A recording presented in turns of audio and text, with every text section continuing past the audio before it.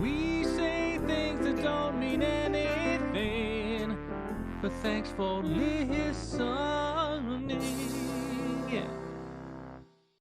Hello, friends. Welcome to We Say Things, episode 76. My name is SUNSfan. Joining me, as always, is Thunderbore himself. Greetings, my friend. It's like, how am I going to sound like Thunderborn? I just didn't even try because that would have been terrible. Yeah. You did great. Hello, everybody. Sounds just This like is a bit different from usual episodes from my side. I'm not at home. I'm in Germany. And I can't make my webcam work for some reason on this PC. It's just not working. And I'm on a different microphone, so the audio will be a bit different. But it's still me.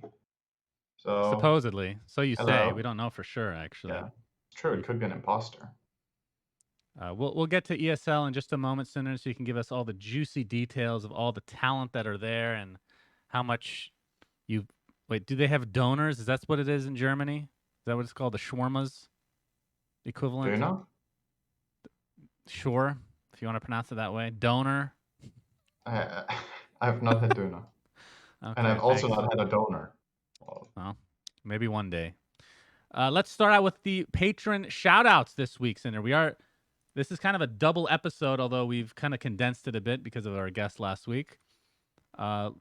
Thank you to our In Bruges tier. We have Chakar and Anemone. In anonymity is an enemy and an anomaly. The rest are easy. Fab Daddy, the Mega Pope, SUNSfan, Simps, Dummy, Thick Horses, Pepega card. I actually don't even know what that means. I'm not going to lie.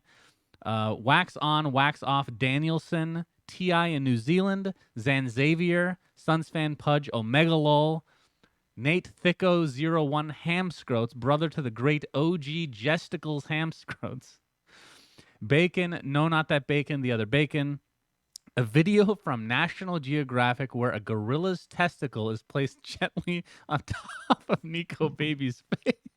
What the fuck? These guys are so fucked up. I love it. Lick, Shark TM, and freshly seasoned goat balls. Thank you. Jesus Christ, that might be the best one And yet. thank you also to Change Will Happen, Comrade Dimitri Valdisov, the Ben Jackson and Ben Broomhead Alliance, Novi Panda, Dop, Marek Zegarek, Fine, _ we give permission for the Ben Alliance to raise podcast awareness by invading and occupying neighboring nations and villages. Okay. Pitch Black, Wooden Aftertaste, Dun Talk, Dyslexic Lawyer, Anonymous, and Ronnie Q. Thank you, friend. I'm not gonna lie. I like this kind of meta game of the In Bruges tier where they just try to make us laugh. I'm sure is the main goal. And that testicle one, Gorilla's testicle. That's number That's one just in my your book. thing. For me, absolutely. Before we get started, I just want to, I guess, mention. Why did I put this in this section? It actually makes no sense, but I'm going to talk about it anyway. I did some Valorant casting earlier the last 2 days for the Open Strike tournament. It's the first time I actually cast with my old friend Zeno, which I think you've actually met, Cinderin, like super old friend. We used to cast back in Han as well. This is literally the first time we've ever cast FPS games, despite having extensive experience, as you know, being professionals and all. And it was actually crazy. I had to do camera as well as production and casting. And we did more of a Dota style where I'm doing more play-by-play and he's doing more analyst work towards the end of the round. But it was a lot of fun. I thought I did okay, a lot to improve on. I'm not going anywhere. Still going to be doing Dota stuff if I'm invited. But yeah, it's actually crazy. When I thought about it, I started playing FPS games this is going to show how fucking old I am. 1998. Quake 2 is when I started playing a lot of FPS games. Yes. Then Counter-Strike and Half-Life. So it's a funny story that we're not going to get into. 1998, 56K everybody had, but I started my gaming career, if you want to call it that, with a cable modem, which was unheard of in 1998. So I was very lucky, actually. But yeah, 22 years later, I cast an FPS game. Isn't that insane? That is really weird, actually. I'm surprised you never did any Counter-Strike. Yeah, of any me kind. too. Yeah, I agree. Okay. So did Riot just reach out to you, or how did this work? If you want to talk about it, No, it because I'm was curious, like how they got in touch with you. right. So Nerd Street Gamers was one of the organizers for this leg of the open qualifiers of this tournament. They were kind of just giving community casters it was volunteer work. It's not like I got paid or anything. It's you sign up, and if once they look at your body of work or whatever you want to call it, they give you the okay, and they give you the rule set, and they admin the games for you, give you the info that you need to be able to cast properly.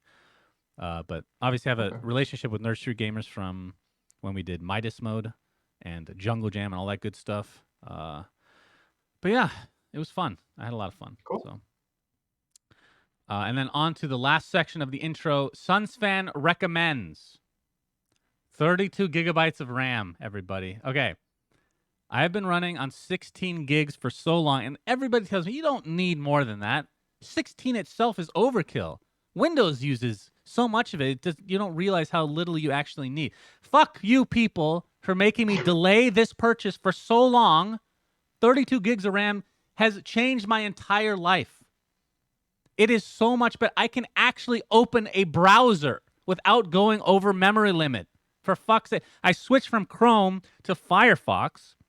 Is everybody's talking about how terrible Chrome. Firefox is just as bad as Chrome, apparently. I'm using half my RAM right now, and it's beautiful. I have everything open. When you stream, you have a Plex server, you have all this shit running in the background. You need 32 gigs of RAM. Highly How do recommended. you use 16 gigs of RAM though? I'm using 13 right now. I have For what? 3 browser instances open because I have 4 monitors. I have 4 monitors, so that might add to it as well. That's graphics more than anything. I have OBS open. Usually I have a game streaming as well. I have a Plex server running in the background. A lot of shit going on back here, Cinderin. Okay? Need 32 gigs. I'll take your word for it. Thank you.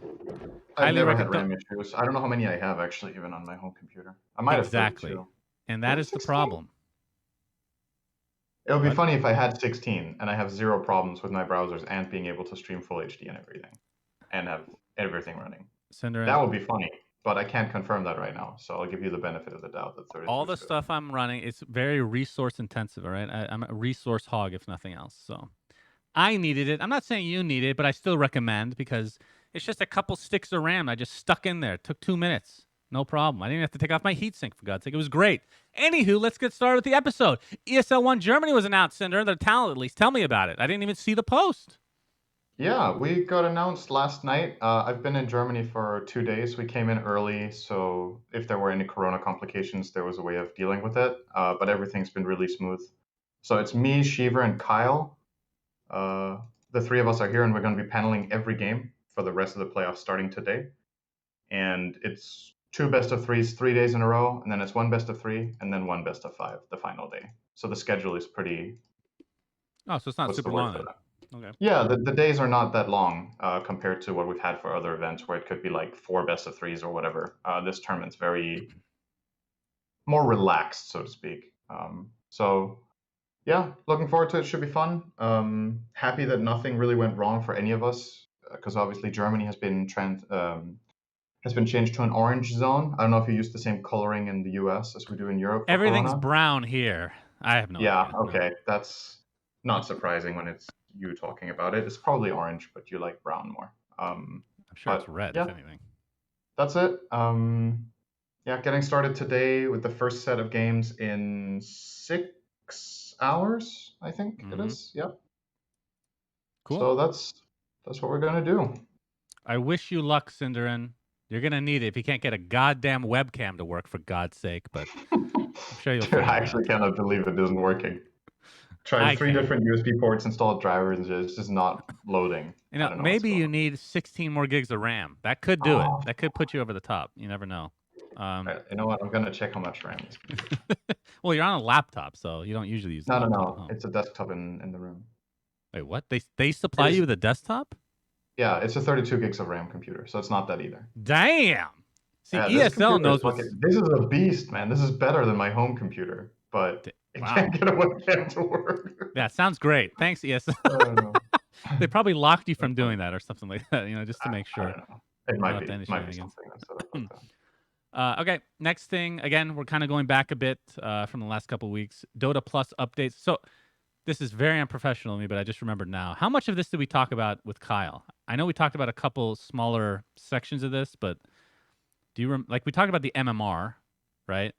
Being able to Reset, recalibrate? recalibrate whenever you want. Yeah, as a I don't even manual. remember if we talked about that. Okay, well, let's talk about the whole thing then. So, Yeah, let's Dota do the Plus whole came thing. out with an update. They have new sets that are available, which we can kind of. I actually, it was the first time ever, Cinderin, that I didn't bother purchasing any sets to do a chest opening because they're just rares. They're nothing special, and I just feel like hoarding my shards. I don't know. I'm just waiting for something Does the good to come out. quality of the items matter that much compared to what they look like? Like, do you just No, feel like they're not that good? no, Or no, no, yeah. So I didn't even know what rarity they were. I just looked at them first. I didn't like any of them. Like I'm not buying this, and I okay, looked like, oh, they're rares. Okay, that makes sense. okay. Uh, so yeah, if they're coming out with the rares, I mean, we've talked about this before, but the workshop has kind of been diluted, if you will, just because there's so many immortals coming out. Everything just doesn't look as good anymore, right? So you come up with Hmm. some rare sets, they're nothing impressive.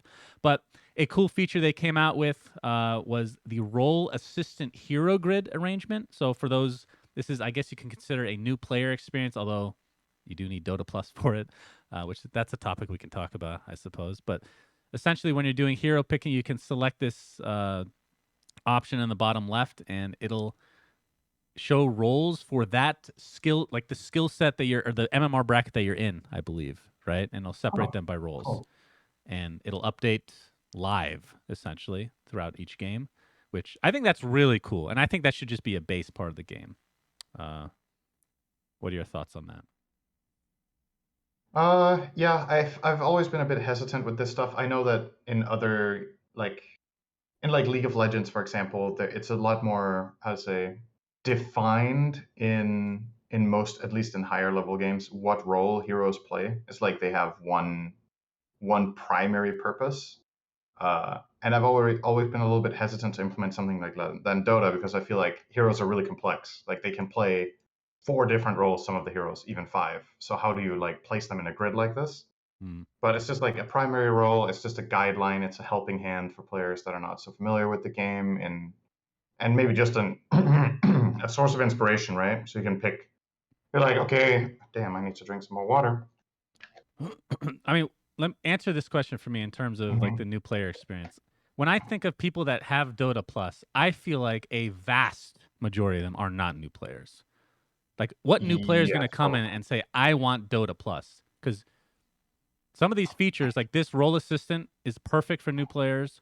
The stacking assistance, whatever you want to call it, all the alt options or whatever you want to call it inside the game, stuff that new players should have access to, but it's right. behind a paywall, right? So what do you think of that Uh, I aspect mean, of this it? is not only useful for completely new players, right? Like even if you've played 1,000 hours, it's still a nice source of inspiration. You're like, do you never go into a game and you're like, I don't know what to play. I don't know what I feel like, or oh, I didn't get my role that I wanted, so now I'm playing a different role. And then Mm.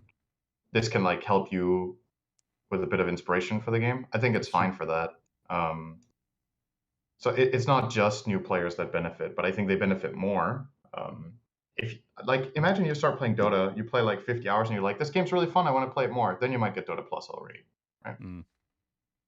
If you consider how long you play other games before you start getting financially invested, 50 hours might even be a lot. You might want to buy something in Dota after 10. If you're playing with friends and you're having fun, maybe you just get it No. to get stuff. So definitely a Well, good thing though. Just the only concern, if any, I don't really think this is a concern, but there's always going to be people who will look at this grid and then they will pick a hero, and then others will be like, "Man, you picked a hero that's a carry as a support. You can't do that." It's like imagine it's like a really good support a Baden game, but this grid only has a Baden listed as offlane, right? hmm, yeah, it could have a counter Like effect for sure. you know, but hopefully that doesn't cause too many issues. But I feel like when you have a complex game as Dota, you're going to run into that regardless. So I don't think there's any way around it. But in addition to that feature, they've added some chat wheel sound effects to Dota Plus. The pull timers, like we talked about, are now available to Dota Plus members. Post-game healing and gold breakdowns have merged, and the Battle Pass MVP is now part of that as well. And in addition, and this is more for you than me, because I love everybody I play with, but avoid players has been increased from 16 to 25. Do pro players actually, you think they use all 25? Doesn't that restrict your game sometimes? I'm Like probably make on the 22 now wow. or something like that. I don't know. You hate that many people, huh? Hate is a big word. There's just people, you play a game with them and you're like, I don't want to play with this player again. Maybe not forever, but Mm, you just don't want to have to deal with it for a while. right. Like the whole point of this list and also the size of it is that you don't block out the entire bracket, right? I mean, if you did, you're probably the problem, right? But it's also that, over time, it kind of filters, right? So that the people that you avoided, let's say a month ago or 2 months ago, will start trickling out of the bottom because it has a size limit and it's just a rolling grid, basically, or a rolling list. Mm-hmm. So if you have avoided 25 players and you avoided 26th, whoever you avoided first is now unavoided automatically. Um, so Right. It'll overtake the oldest. yeah, and then that player that you had a bad experience with and didn't feel like playing with again, if it's been 2 months, they might be in a better place when they play, like they're mentally more less You tilted or use whatever. That's how I think. 25 in a month? It was just as an example. I don't think so. No, Okay. it was just a random number. Good Lord. All right. Yeah. No, it makes sense. Okay. Uh, in addition to that, they have added shards for everyone. So everybody, regardless of having Dota Plus or not, will have some access to some of the features. So you can get up to hero level 5 without a Dota Plus subscription. Everybody can tip. Everybody can earn weekly shards by winning 3 matches. And Dota Plus Reward Store has been renamed to the Shard Shop. So you can still buy stuff technically. And then in addition, and this is kind of the bigger part of the Dota Plus update, I feel, especially considering like a lot of this stuff is uh, like example the pull timer stuff. We're used to that stuff being like in the battle pass temporarily, and then it just moves to Dota Plus. So it's not like a huge surprise. But this one, the guilds, this is something that everybody wanted in Dota just as a standalone. So I'm not surprised that we get it, but it's really good to see that it's happened. So essentially, guilds are kind of the same as before. You can only create guilds if you have Dota Plus, but if you do not have it, you can join and you can take part in the weekly leader boards. So if you're in a certain percentile, you get more shards, more emoticons, things like that, and they distribute them every week. What do you think of this system? Pretty cool. I think it's great.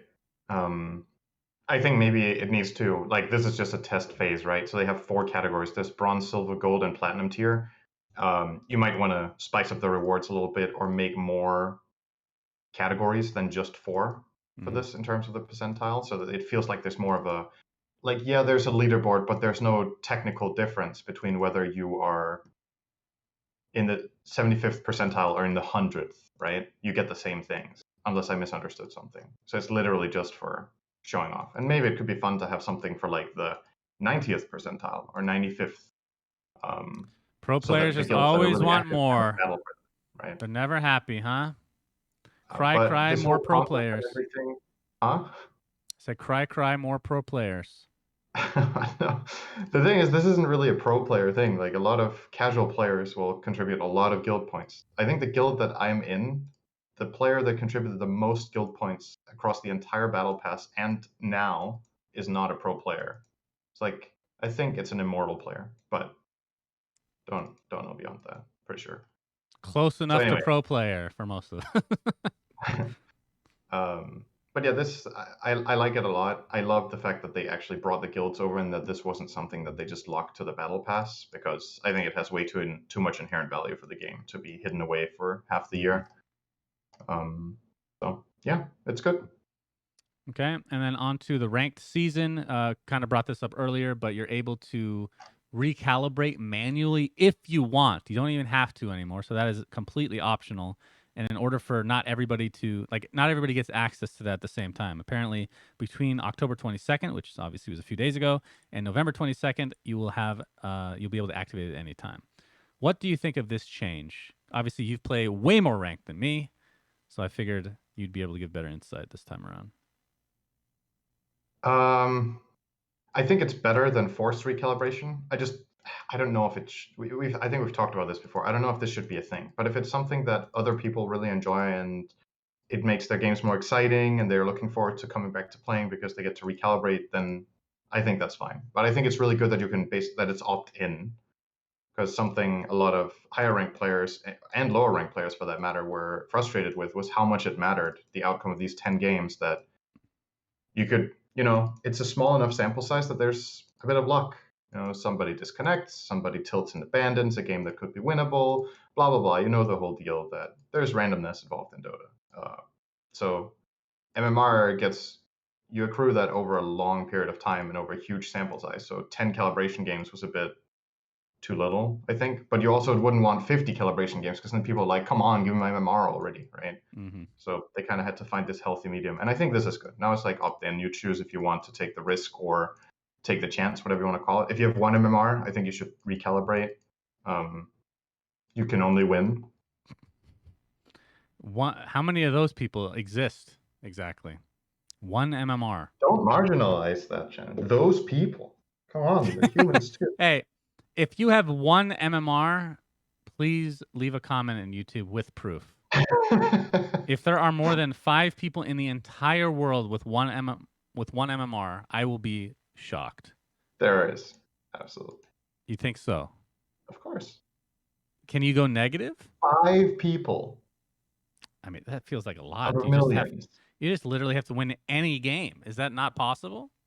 There's also people that lose on purpose to get to one MMR. Okay, if you abuse the system, sure, but I feel like it's not possibly one MMR if you actually try. Okay, maybe I have too much faith in humanity. Just 2020 just keeps crashing down upon me, Cinder, and maybe I should just take there always has to be a worst player, right? Well, I'm not. Yeah, one player, sure. There's one 11K player, whatever we're at. Size of millions of players, there's probably more than one. When the MMR range is 11,000, then there's probably more than one person out of that X million that has one. Listen, just like there's more than one person that has 11,000. I apologize to those with one MMR. You are in the vast minority, but just know we are praying for you every day to gain another MMR point one day. You'll get an MMR stimulus package. Yes, ask Gaben for it. Okay, and then the last part of their post, which was from last week again, is about communication, which we can segment here just a tad. They're talking about how they know their communication has been bad. So the first thing they talk about is new heroes. We know the community tends to expect new heroes in the fall each year, usually released around November sometime. We're currently aiming for the end of November for a new hero release, followed by more that are spread throughout next year, with the next one in the first quarter next year. Are you surprised by this? No. What do you think of it? I think it's fine. Are you disappointed? You were expecting 2 heroes, right? Yes, I was very disappointed. Yes. I don't know. I think I might be in a minority on this one, that I think I care less about new heroes coming out, and I care more about the core game being as good as possible. So the things that I get excited about is better MMR algorithms or gameplay updates that make the game more fun or better. And I know that's kind of a part of it, right? Getting a new hero. So of course I'm excited for it too. But I think if I could run Dota right now, making new heroes would not be my number one priority, I think. I guess that's what I'm getting at. I would focus more on making the play experience in general better. And then when that is as good as possible, you can add more heroes. See, it's not all mutually exclusive. That's my argument. Right. It's a $1 billion company. They should be able to work on all this stuff at the same time, even with COVID. Yeah. I was expecting 2 heroes, legitimately. I was expecting 2 heroes out already by today. Obviously, that's not the case.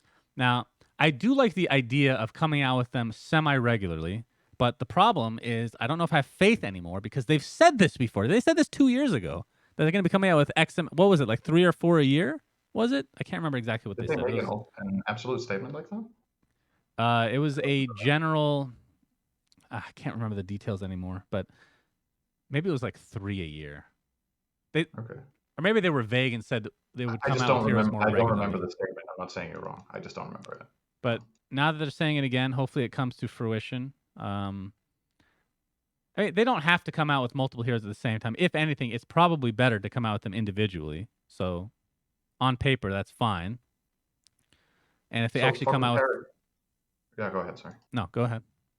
Okay, so I was just going to say, for comparison to this new hero thing coming out, the post says they've been ramping up banning of booster accounts. They've improved detection systems in recent months and gained more confidence in the ability to ban for it. In the past 30 days, we've banned over 14,000 accounts and have set up systems to continually ban for boosting moving forward. This is an area, however, that needs constant work and improvement to not stagnate, and some of this will benefit from more advanced detection methods that are also in early research / experimental stages. See, I think something like this does more for the game than getting a new hero. That was my point. But like you said, it shouldn't be mutually exclusive. If they can't do both at once, they might need more manpower or, redistribute their tasks within the company or something. Because I personally think for the health of the game, something like this matters more than the temporary hype of adding a new hero. But I would love to have both, obviously. But that's the kind of thing that I like to see, is this. Even though, from my individual perspective, boosting is not really that big of a deal. I know how much it bothers other people. I'm like, this is going to improve their gameplay experience more than having fun for X weeks with a new hero that comes out. This is like a long-term big thing. So yeah, I mean, I don't disagree with anything you're saying, but they also mentioned the fact, and we've talked about this extensively, especially you, how you want an Overwatch type system. Overwatch meaning the system within Counter-Strike Go, not the game Overwatch. Nobody wants to take any part of that god-awful game. But they're looking to potentially put something like that in for, it specifically says for toxicity and game ruining.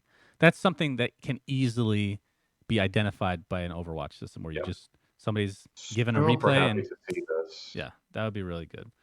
We've wanted this for pretty much as long as this podcast has run. I think we talked about this in one of the first 5 episodes or something, how this could be a really big improvement and we should really learn from that. So for those unfamiliar with the Overwatch system, once again, it's the name of the system, not the game. It's used in CSGO where people get a trust score and then they can review replays and detect offenders and then decide to punish or not punish. And then the system will, based on how many people rate a case as bannable or not, it will give a punishment and then it will train an algorithm based on what people do. So over time, it can get like this really, really high confidence level in what humans would do in each individual case. Now, I don't know how you do that against toxicity, because in CSGO, it was against cheating, I believe. They mainly used it, which is way more obvious in CS than it is in Dota. Like cheating in Dota can be a little bit more tricky to detect than in CS, where if somebody has an aimbot, it's not fucking hard to see, right? But in Dota, some things are easy to see for a person, and some things are really hard to see. But just the system is really, really good. I would love to see it ASAP. Yep. So overall, this post was very good. It was well received. Not to be the negative Nancy, but that's kind of my job now, I guess. One thing that was not mentioned at all. Can you guess it, Cinderin? Not even one mention of it. In Bruges? Well, that is true, technically, but I was not something you might expect to see, but we don't see a mention of it. TI? All right, you failed. It's called the new player experience, Cinderin. Oh yeah, true. Yeah, that one. They did not I mention. forgot that exists, actually. Remember last year they said that they'd be working on something coming soon, or whatever the wording was before. Zero mention of it, so I would not expect this to be like some surprise addition. Sure.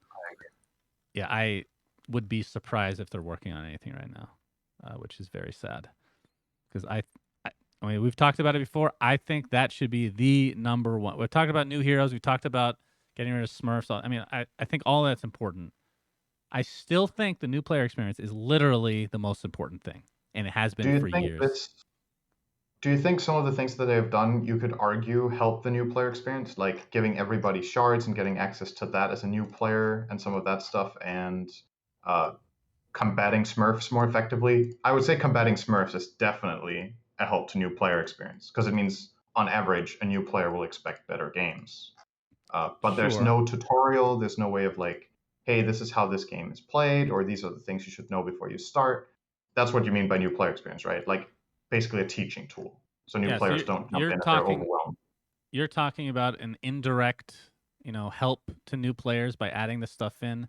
But then if you look more deeply into it, we've already talked about it, but Dota Plus, there's certain things that should be just for new players in the game, but it's behind a Mhm. paywall.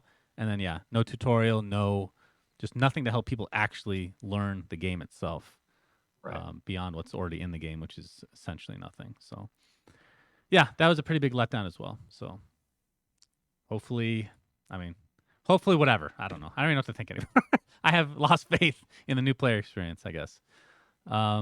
Okay, moving on. Cinderman, next thing on the list, BTS. I'll just read their tweet. Earlier today, the organization of one of our participants posted a derogatory message regarding an opponent on social media. We consider this conduct harmful to both our event and the Dota community. Dota is a global game full of players from diverse backgrounds. We do not tolerate such conduct, especially in direct relations to our tournaments. As a consequence, Plasma will be suspended for their series today, and Beast Coast will receive a default win for their series, which was shortly followed by a tweet by Lukey, who's on Plasma. He wrote, "To speak for Stars, Lies, Eichster, and Pingu, we apologize for the comments made by Plasma and no longer have any affiliation to the org. We will be competing as No Pangolier going forward." Any thoughts? Well, first of all, good on them for getting out of that shit because, yeah, there's no reason to represent that, and I don't think it was that good of a deal anyway. I don't I even know was what the going I was going through the history of that Twitter account. I'm like, yeah, the Twitter account was a what? fucking, What? I don't know. It was a cesspool. That's what it felt like to me. So weird. But that's the one thing. Now the second thing is, why would they name themselves No Pangolier, which was the name of a CIS team? Is that a good strategy to take the name of another team that isn't called that anymore? I know it's with Lukey, right? So it's of course Pango is his like favorite hero that he's known for, etc., etc. But why are you calling yourself the same? It's like a team in NA right now naming themselves Scythe or something, you know? And then people are like, "Oh, I remember Scythe from TI1." It's like, nope, it's not us at all. So what you're saying is Liquipedia has to make two different pages for the team with the same Basically, name. like, why didn't they just come up with another name instead of taking a name that's already been used? I Man, don't know. It I feels a have little weird. I have not heard you so worked up about anything in Dota since the Invoker kid just destroyed your life. That voice actor. This is the most I've heard you worked up. You really hate No Pangolier. I'll let No, Lukey I don't. know. I'm just surprised. Like, if you're leaving your org or you're making a new team or whatever, don't you want to have a unique name that people connect you with instead of Yeah, you could have been Dinosaur Commandos. sure You know what's anything? funny, Cinder? I think I've told this on the podcast before, not to go off on a tangent, but for Digital Chaos, that was the backup name. I told you this, right? Did we talk Yeah, about I this? think you did. I don't know if you did on the podcast though. All right, well, I'll say it anyway, just in case people don't know. I originally wanted Dinosaur Commandos as we had to have DC as the initials because of Dota Cinema. Dinosaur Commandos was my number one choice. I love stupid names, and the only reason we didn't go for it is because we thought that sponsors would not like a silly name.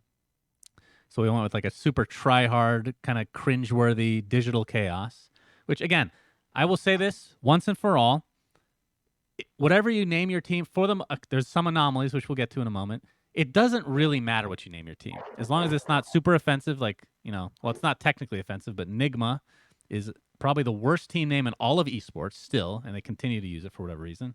But overall, it doesn't really matter what team name you choose because over time, even if it's as bad as Digital Chaos, people will still end up liking it. Like, again, I brought this up before. Evil Geniuses, this is such a tangent again. Evil Geniuses, just think of the name itself. I think it's a horrible name, but they've created such an aura around it. They've been around forever. They're one of the original organizations. They have so much history. They have a lot of fans. Like, it doesn't matter what your name is as long as you're not pissing people off. That's true. A really good example of that is every American sports team. Phoenix Suns, great name. No talking shit allowed for that one. But the Miami Heat? Huh? The Lakers? Huh? Doesn't even have anything to do with LA. Anyway, it's from Minneapolis for those that don't know. So anyway, what were we talking about again? I don't even remember. It was Lukey Luke. Okay, I guess we're done with that conversation. So how did we get to that? Because you hated No Pangolier. Okay. Next thing on the list, Cinderin. Sorry, Yeah. off on tangents today. Epicenter announced that they will be starting the Epic Esports League, which will start November 3rd through December 13th. Going to be 500,000 prize pool. We have teams like Viking, Nigma, Navi, OG, Alliance, VP, Team Liquid, and Team Secret. I don't know if any other details were announced, but that's a big one, Cinderin. That's a big one. Does it not have any qualifiers? All I see is a graphic, so maybe I only details will see come out 8 shortly. invited teams, and it doesn't say anything about qualifiers. So it's an 8-team tournament that's running for 40 days. These games must be pretty spaced out. That doesn't sound right. That doesn't sound right. I'm not sure. Yeah, I don't have any more details myself, but we will keep you guys apprised to anything that comes up. And then last thing in the Dota realm, we have a POG. Actually, we had to cancel POG tournament, which was meant for SEA because nobody signed up. I had one person message me a few weeks ago. It was like, you should do an SEA tournament for POG. I'm like, oh yeah, that's true. We should. We have a lot of SEA audience in Dota Cinema. We got like 3 teams to sign up, so that was a big no. And none of them was from the guy who wrote to you. That's unknown. So we're gonna start going back to our original idea, which is both EU and NA. So this time around, it will be an EU tournament. It's gonna be November 1st, which is this Sunday at 18 CET. If you want to play from NA, I mean, I've played on Luxembourg. It's not that bad. It's gonna be noon Eastern. It's gonna be in the 4v4 chaos, and yeah, should be a lot of fun. So hope to see you EU people there. Next thing, Cinderin, Twitch DMCA. This is a hot topic lately. LD from BTS tweeted recently that they had to delete all the old BTS VODs because they don't want to get strikes. I actually don't know how this works. I don't know if you have any information on this, but is it possible to get 3 strikes just right away? Or are you warned? Because all I've heard is complaints.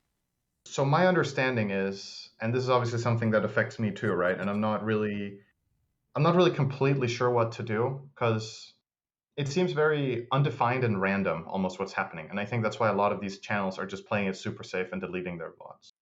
From my understanding, you can take 3 strikes and then your channel gets deleted. If you have no strikes, I don't know if you can have 3 at like once, like that, like you said, or if you get 1 and then it's a warning, and then you get to either appeal or fix your shit and then continue on from there. But I don't think I've heard of anybody going from 0 strikes to a deleted channel. I've not heard a single story of that. So chat is telling us that it is possible to get 3 in a row, which if that's true, yeah, it makes a lot of sense why everybody's deleting everything. So somebody in chat said Kezu was talking about getting 3 strikes all at once. I mean, that doesn't necessarily mean he got it. It means he might be worried about getting it, or that there are 3 cases, but not that you got literal. If you had 3 strikes at once, your channel is deleted, right? That's how I understand it. The moment you have 3 strikes, the channel's just gone. Mm-hmm. So I think it's 3 claims, maybe 3 claims at once, possibly. I don't know. Either way, this is a big deal for everybody. So basically, the way I believe this works is there's an algorithm that is scanning through your VODs, your clips, everything for copyrighted music. And then some of the owners of the music will file DMCA claims that you're using their music. Whether or not that should be the case, I've made my opinion about that on a previous episode, that I think for the music industry's sake, I think it's better to let people play the music. That's my opinion. They can have their own arguments, their own opinions. They might be just as right as I am. Maybe I'm completely wrong on that. From an economic standpoint, I don't know if the exclusivity is better for them or not. And if not, then at the very least, offer the streamers an affordable way of playing cool music like radio stations. The problem is that it's really expensive to get a license for that. And now the problem is that seemingly even music that is supposed to be usable, I believe there's even been errors where music that you have permission to use gets flagged anyway, or game music will get flagged if you're playing a game because the game music is copyrighted or something like that. I think I've heard of. So those are crazy. Like, yeah. it just has people in this paranoid state where they don't really know what they fully can do and what the full punishments are. And Twitch isn't offering any really key tool or any key help that they probably could have done preparations for the last 5 years with this kind of stuff. You kind of knew it was coming, right? Like everybody was saying, it's just going to be a matter of time before there's going to be a war about music on Twitch. And people haven't been provided with a tool for going through old VODs and clips and finding the ones that have the bad stuff in them. It's literally just, we have detected that there's shit in your stuff, and good luck finding it. You're on your own. That's basically it. The only thing they've offered is a tool that helps you delete shit, not that helps you find the bad music. Well, the funny thing is for that one, yeah, it's a mass deletion tool. I don't even know if that was. Yeah. I could be wrong. I don't. I originally saw that tweeted out by just an employee of Twitch. It wasn't even Twitch themselves, so it's not like I don't even know if it's an official one or not. But yeah, the fact that like the Twitch response has been disappointing, I think that's pretty much goes across the board. Everybody feels that way. But at the same time, like I don't even know what their perspective is because it's possible their hands are just tied under whatever legal tape there is. Because I think a lot like we can talk about all day whether this should be allowed or should not be allowed. I mean, I understand that there's an argument to be had on both sides. There's no way around that. But the way that it's working out for people right now, I think there's no way anybody could say other than the music industry that this is how it should be. Because like from the music industry side, the laws are so ancient. They have not been updated forever. Like it doesn't like this stuff shouldn't technically even apply to like live streaming, right? But they're just taking like they just don't understand the industry is all, which is the main issue, I suppose. I'm trying. I think, like we've talked about this before, but I kind of want to bring it up again. I'm looking at it from the perspective of the music industry. What do you have to gain versus lose by letting people play music on their stream? What you have to gain is definitely more exposure for your artists. I mean, that's basically it, right? It's more exposure for your artists versus how many people will end up listening to music on streams only instead of purchasing stuff. That's the equation, right? It's how many new people do you get to buy stuff versus how many you lose. From my perspective, I feel like it's a no-brainer, but I could just be wrong. I don't have any stats to back this up. It's just a feeling. See, if That you're in people the discover music and discover artists and find new stuff to listen to on Twitch streams. Whereas if there's no music, they're just going to find nobody. And they're just going to listen to the same stuff they already own. So then you're not making more money. People just have the stuff they do, right? Like that's how I see it. And like I said, I understand if the music industry wants in and wants a piece of the pie. I'm completely fine with that. If we're playing music that they own, then at least give some sort of feasible solution where everybody can benefit, where we can play cool music that we like at a fee that's not tens of thousands of dollars to play music on a little Twitch stream, Yeah. That's the problem, is that there's not, like you said, it's just this ancient thing that's not updated. And I think a lot of the people in power in the music industry just don't understand what's at play here and what they have to gain and lose. They're just like, we own this stuff, you're using it, that's bad, we want it. And I think the main issue is we don't even know what conversations are being, if there are any conversations being had, or if it's just like people being sued. I really don't get it, but hopefully this ends up finding some better resolution than we're seeing now, because like I talked about, a lot of orgs just have to mass delete all their VODs, which is a lot of history. But this kind of segues into the next section, not next section, but there's a there's a guy named Alex Hutchinson. He made a tweet, a very, very controversial tweet. Oh, God, not this one. He says, streamers worried about getting their content pulled because they use music they didn't pay for should be more worried by the fact that they're streaming games they didn't pay for as well. It's all gone as soon as publishers decide to enforce it. The real truth is the streamers should be paying the developers and publishers of the games they stream. They should be buying a license like any real business and paying for the content they use. So this guy, it's not just some random guy. He has something to do with Google Stadia. This was obviously very, very poorly received by basically I don't know if I saw anybody that agreed with him, but I'm going to read some responses that I found pretty funny. There's a guy named Dan TDM who responds with, terrible take. The amount of exposure streamers and YouTubers give to games just by playing them is worth major money by itself. Some games only market through influencers now because it's so strong and works. You're also the creative director at Stadia. Stadia literally paid me and many others to promote their product. And somebody that responded to him, named Noxy at Hypixel Studios, writes, for context, this guy that you're responding to, the game we are working on, reaction videos to our unveil video, got a bunch of views. Please don't make us please don't make us pay you for this, Dan. We literally can't afford / buy this kind of marketing value. And then let me see if I can find the last response here. This one I found especially funny. Well, actually, first, sorry, this is another one. Jason Schreier writes, the funniest thing about today's streaming drama is that everyone thinks Alex Hutchinson runs Google Stadia because his Twitter bio says creative director at Google Stadia. He's actually a creative director at a Montreal game studio that was purchased by Google last December.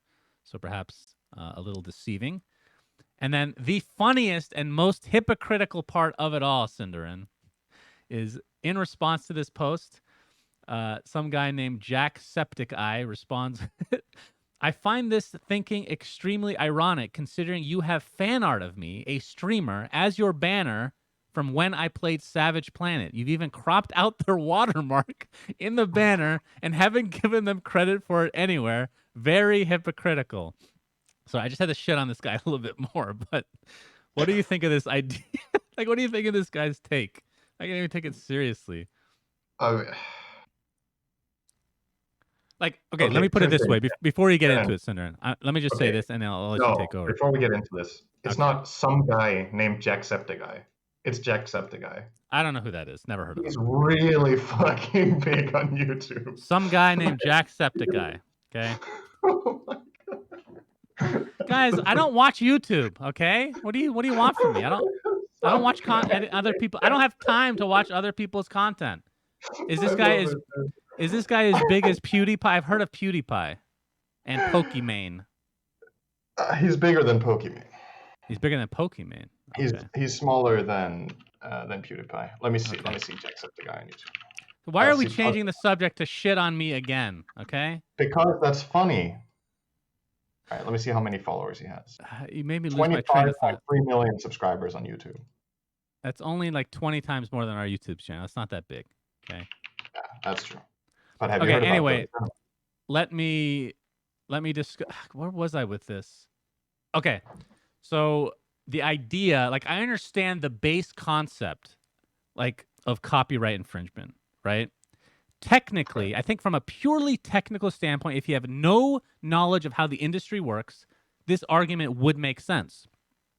But the problem is, like, all the things I just read, I mean, you can call that evidence if you want, but if you have any common sense and you've been watching Twitch at all, you know the power of the streamers to market your game is fucking astronomical.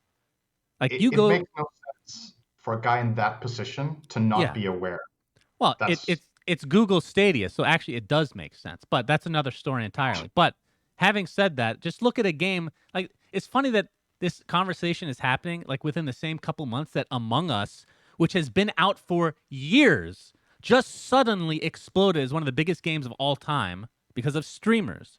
Like, how can you even begin to make an argument against it? It makes no sense. Even Phasmophobia, an indie game made by literal one person, big Twitch streaming game now. Fall Guys. Yeah, and Raid Shadow Legends, which has made streamers millions. That is true. They've paid well. Themselves even more millions. I love Raid Shadow Legends. You can sponsor this podcast anytime you want. So what do you think? Yeah, I mean, I think the interesting thing here is how is this perspective very different from the music one? Because in some ways you could say it's a similar thing, right?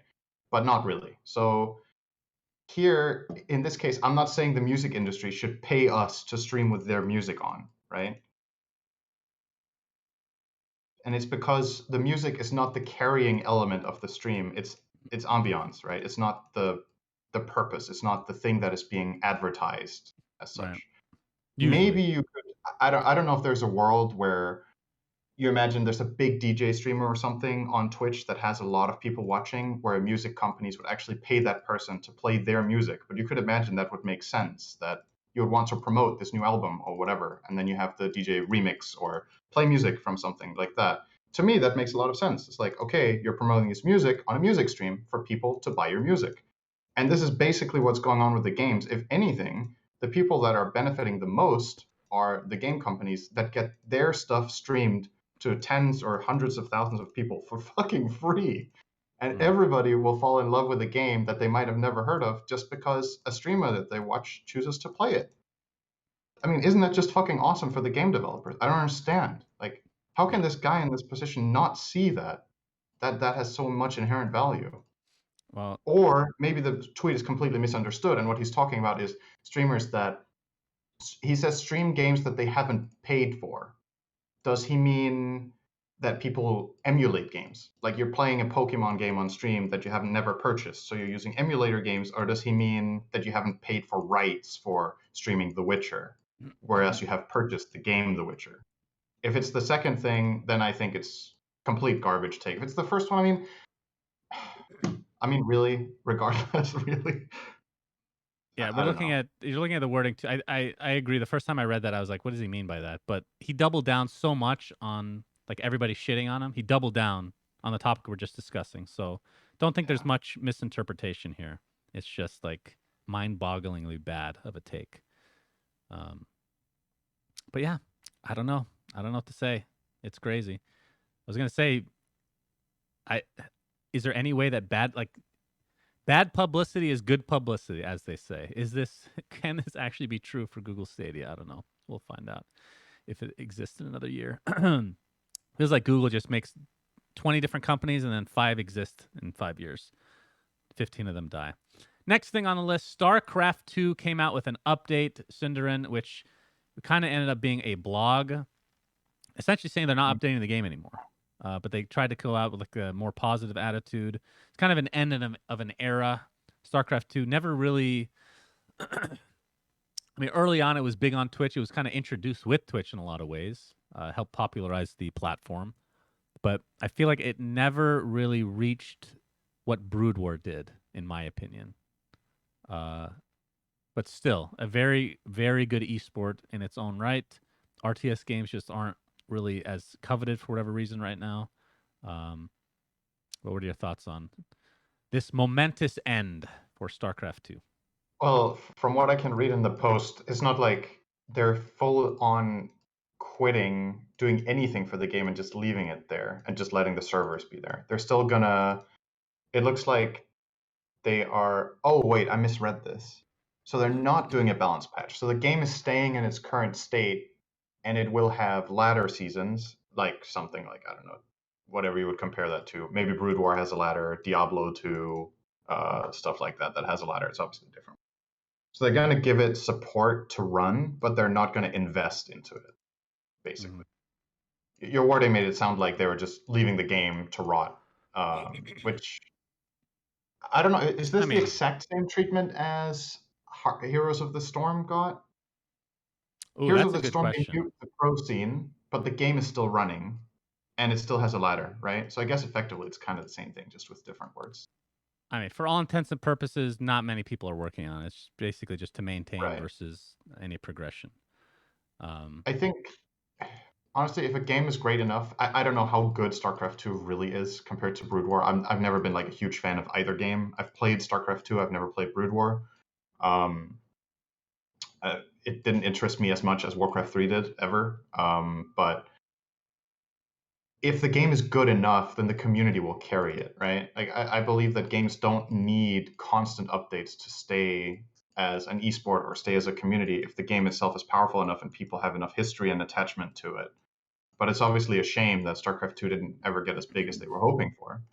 Um, I I don't think StarCraft 2 is dead with this post, is my point. I think there's still going to be tournaments and stuff done by the personalities within it. Well, look But into this. maybe, It's not getting any bigger. I mean, it's been kind of dying for right, a while, if you want to call it that. But absolutely not getting bigger. I That mean, is when true. StarCraft 2 was released, it was a big game.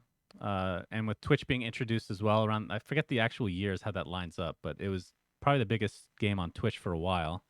But then you saw a stark decline, I want to say, especially when League started taking some foothold, and then eventually Dota 2, Counter Strike, and every other game on Twitch. I don't know. I have this. This could be in the minority. It probably is because most people weren't even alive back then, I suppose.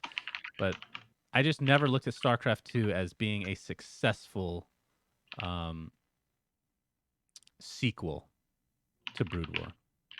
I just always considered Brood War to be like this untouchable game that is literally the best esport you could ever create, at least for its time. And I didn't think that they did a great job personally of capturing that. But I know there's a lot of people that played StarCraft 2, and it was a successful game overall. There's no doubt about that. But it is sad to see that, this is not literally the end, but is the beginning of the end, maybe, from a more official standpoint. Maybe that's the best way to go about it. I'm not sure. But it is a very iconic game. So, and it's really sad that StarCraft 3 will never be a thing. That actually makes me really sad, which we'll get to in the next topic. There is a company that is apparently not related. You remember, guys, we talked about Dreamhaven, which was made by old Blizzard employees to try to create a bunch of new games. They didn't really say what kind of games they're making, I don't think.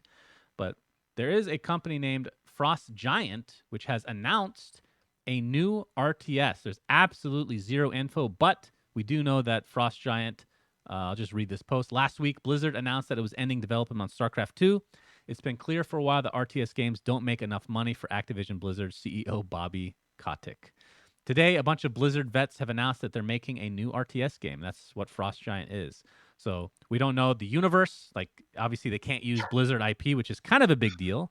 But announcing a new RTS is very ambitious and has a lot of people excited. That wording is just, oh.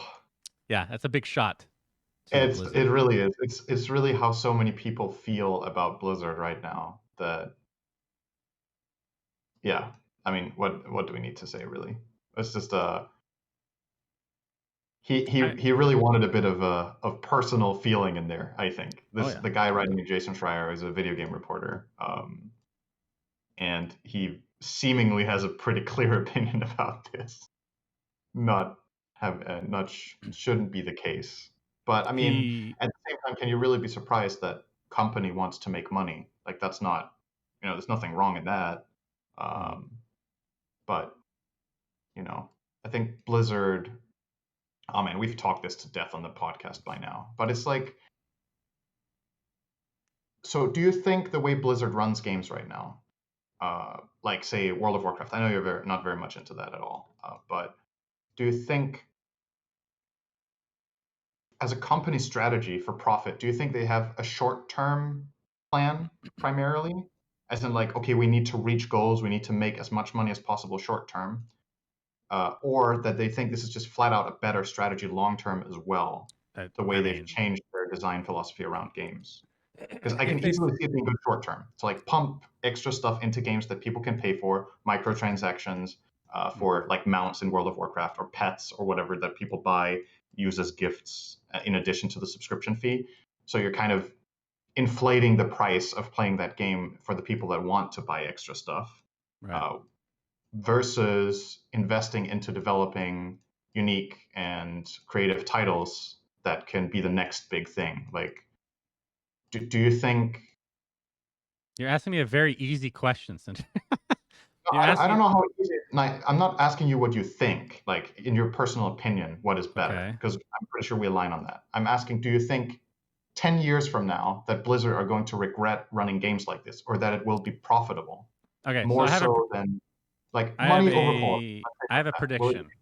In 10 years. Right, I have a prediction. So yes, to answer, obviously I'm biased in this in this question, but I think long term, if they think this is the right strategy, then they're going to be in a world of hurt, I believe. This is definitely more of a short-term thing, even though they've been doing it for like 15 years now, the cash grab and whatnot. I feel like, even though it's already getting to this point for a lot of people, the way that people look at EA right now, think of the disgust for that company in every which way. They make a shit ton of money, but the disgust is there from a large group of people, maybe even the majority, I don't even know. Has EA made more money than if they had a better reputation? That's the question. Like, people might hate them, but if there's enough people that buy the games and buy the stuff in the games, then you can wipe your tears with hundreds of millions of dollars. Well, right?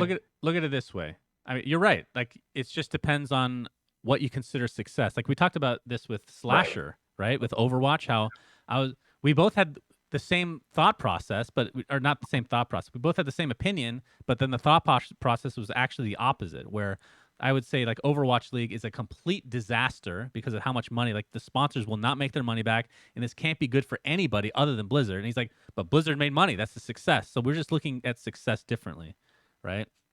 So yeah, I mean, he's looking at it from the optic of the game developer, that they have made a lot of profit, not whether the game itself was successful for everybody else involved. So I right. think his perspective is just, again, is it worth it for Blizzard?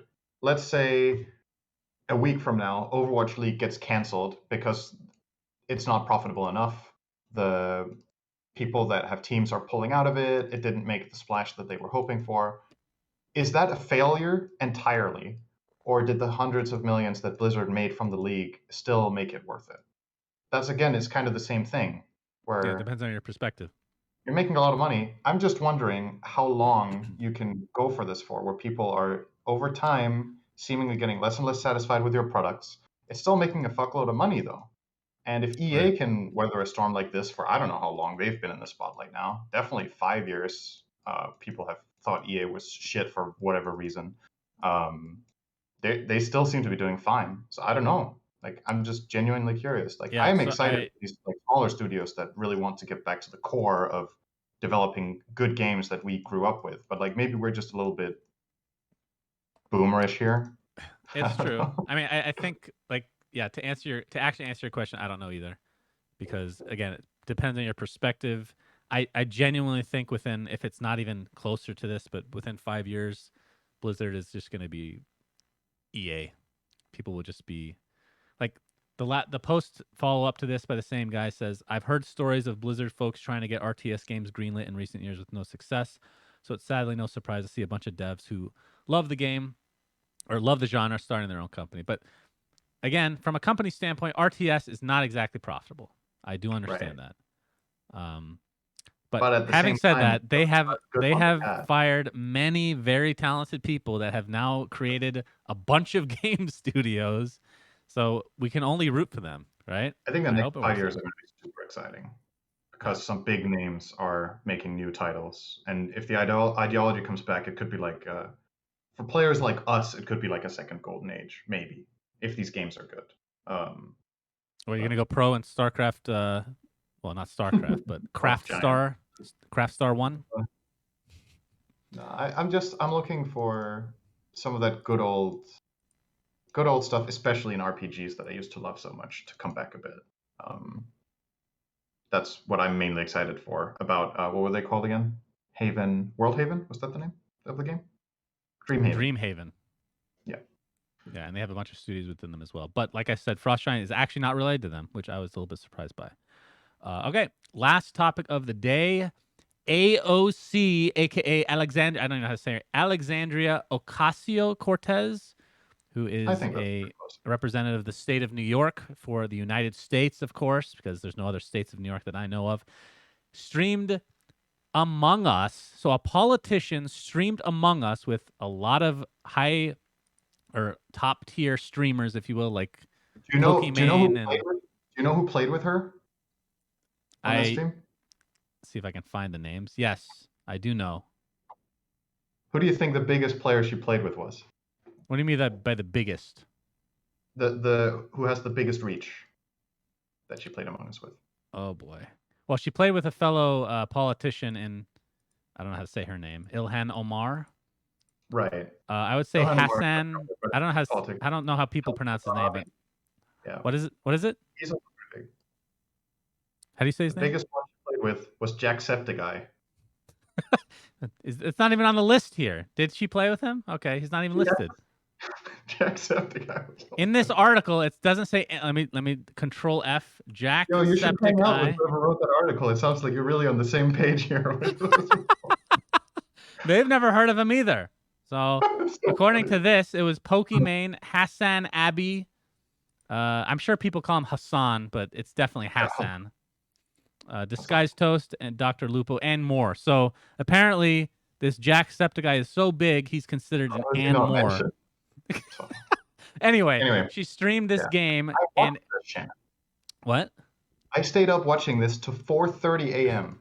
because I didn't was watch any so of it. interested and curious. I was like, this is a moment in Twitch history. I want to watch this. So I stayed up really fucking late to watch this. I was like, there's no way I'm not watching. I didn't watch the whole thing, but I watched like a good hour of gameplay or something and the lead in and everything. Right. And what should be mentioned is, of course, like the primary reason for doing this is Alexandria is, first of all, she actually is a gamer. She plays, I believe it's League of Legends and a couple of other games. She's never streamed before, though. But it's a really good way for her to connect with a younger audience and encourage them to vote. Like, it's no secret. They weren't like pretending it wasn't there. This was literally a stream to promote and activate a younger audience to vote blue in the upcoming election. That was the goal here. And then the So return is this entertainment with big personalities that we're super excited to be. okay, you correct me if I'm wrong. I don't think they again, I didn't watch any of it and you did. I would be surprised if they said vote blue as She opposed to just specifically vote. said at the start of the stream to 200,000 people. She's Okay. like, Well, make sure you go out and vote and make sure you vote Democrat. That's what she said. okay. Well, now It was that's 100%. I mean, of course. Like, why would she? She has a huge platform.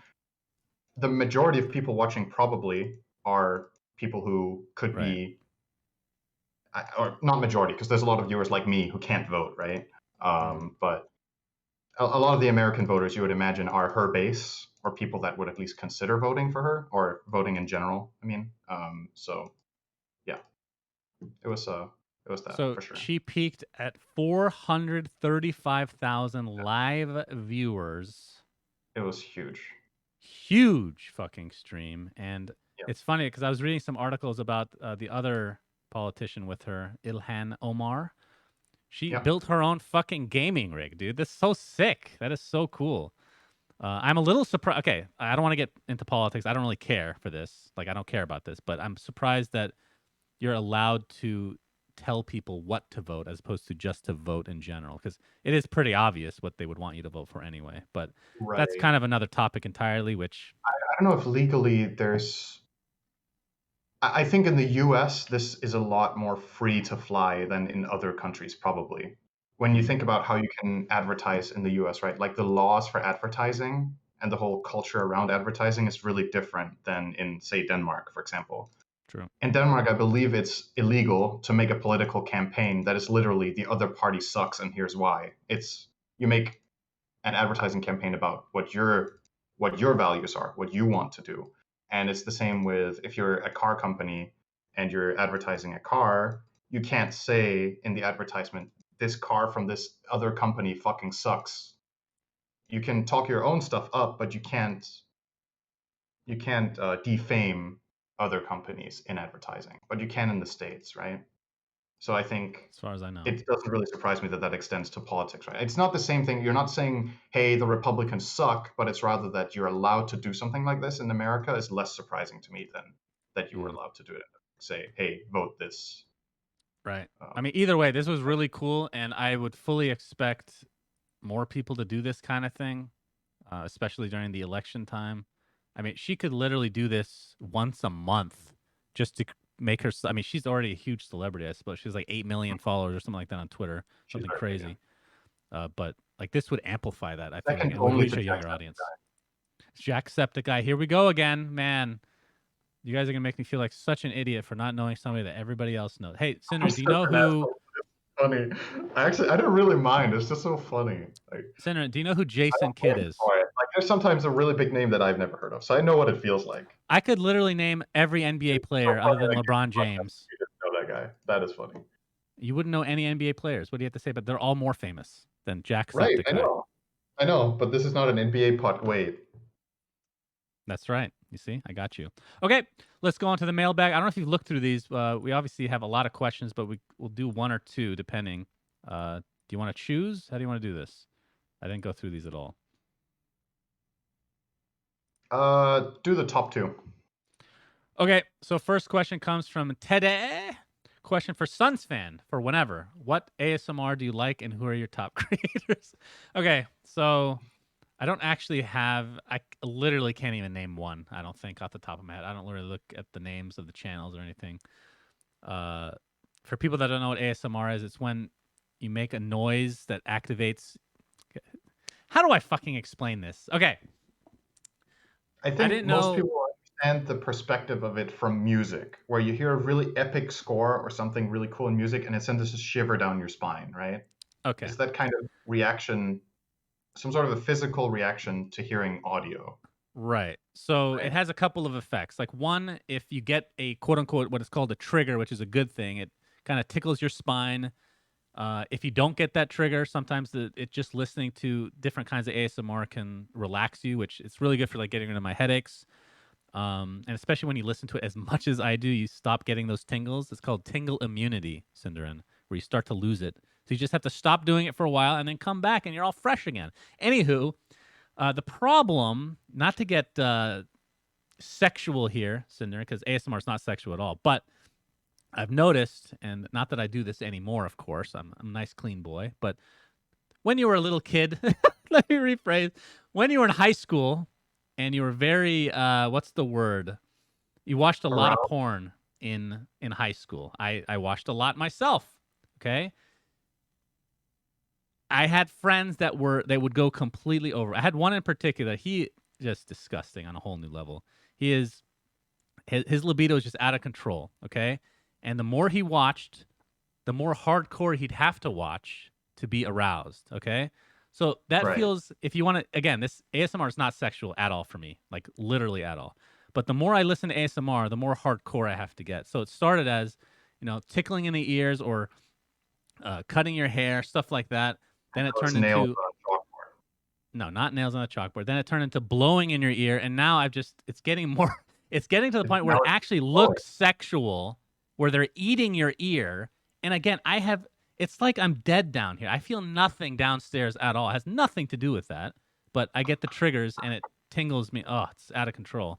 So I'm into the ear eating right now, which, yeah, I'm not proud of it, but I fucking uh, love it. I love it. hopefully you guys enjoyed that analogy. So yeah, to answer your question, I have no idea. I don't know any of the names. They're all nameless to me. Okay, But his Cinderin. favorite is ear eating. Ear eating. Yes, check it out, Yeah. guys. By the way, a lot of people don't get ASMR, and like I don't know have any friends that have it, so it's not. I would say maybe a minority of people probably even get triggered. But I wonder if I could. It's not like the thing I talk about with music is way more prevalent, right? That's something that happens to a lot more people. Or is the uh, fact that you can get shivers down your spine from listening to music, does that mean you're it means it means you have it. I've never okay? gotten it from music. Now that I think about it, that's never been a thing. I You definitely just get it with music. you love. Next time we're in the same vicinity, I'll whisper in your ear just to test it out. Okay. Yeah, that's not music. I can lick your ear too if you like. All right. Now I Last talk. question, Cinder, and take it. Whisper in my ear, Jacksepticeye. Who are you? Take it. Yeah, so the next question is from Pitch Black, who asks, if you had to show one song to a person to tell them all about you, which song would you choose and why? You can go first. Why me? Yeah, I really need to think on this. I actually don't know if I You can. had so much time. I have to think about this. Okay. Yeah. So I don't have a good answer for this because okay, when it comes, I have a deficiency that I have to admit to everybody. We're just getting all this shit out there now. I have a real problem hearing lyrics or remembering like I will literally have songs that I've listened to thousands of times and I still do not know the lyrics. So lyrics to me are not too important. It's definitely not like harmonizing is probably the most important thing. That's my favorite thing in the world. But lyrics are just like meh, whatever. They can be garbage for all I care, for the most part. Obviously, some exceptions. So I don't think there's any song that I could say You're saying the most encapsulates important me. thing is melody. Yes. I So agree I with can that. just say what my favorite songs are, and you can choose from them. I suppose. I think Country Roads is up there. I love oldies. House of the Rising Sun by the Animals is God tier. Yeah, that's all I got. If people have watched my stream, which I guess you can't do that anymore, they've heard a lot of my music. So I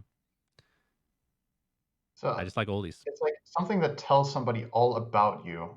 So then it's not about your music taste, but about how you are as a person. That's really difficult for me because I feel like how I am as a person and what music I listen to really just doesn't align. Gangster rap. I I've heard listen your to stream. so much different music. I love a lot of rap music, which doesn't really like the lyrics and the theme of the songs doesn't at all correspond to how I am and or what I do in my life. I listen to a lot of electronic, which doesn't have lyrics, and it's very upbeat. I like upbeat music a lot, but I'm not an upbeat person. I'm very calm, so it's like I don't really know what to pick. I feel like nothing is gonna fit at all with showing how I am as a person. Like I could, if I should pick one song that shows my music taste, that would also be super fucking hard because it's extremely broad. Like I listen to all sorts of stuff. So I don't know. I actually genuinely feel like this is not a cop out. I genuinely feel like I can't answer this question. God, you are the worst, actually. I And you can't. chose this question too. Oh, it just took them in order. This was the second question on the list. Okay, I'll give one more So recommendation. the songs that you chose and why, right? So if you chose House of the Rising Sun, how does that tell all about you? It doesn't. That's what I said. It's songs that I I mean, like. why are you saying my answer is lame? Well, just give a song. You're copying out because you're not giving All right, any straight song. out of Compton. What? There you go. I didn't hear you. Cut out. Straight out of Compton. There you go. Okay, that sounds like a rap song. So perfect for you. Yeah, it sounds like a rap song. Okay. Accept this one too, Shannon. You know this song. You surely know this song. It's okay. Don't worry. Shannon knows it. It's all fine.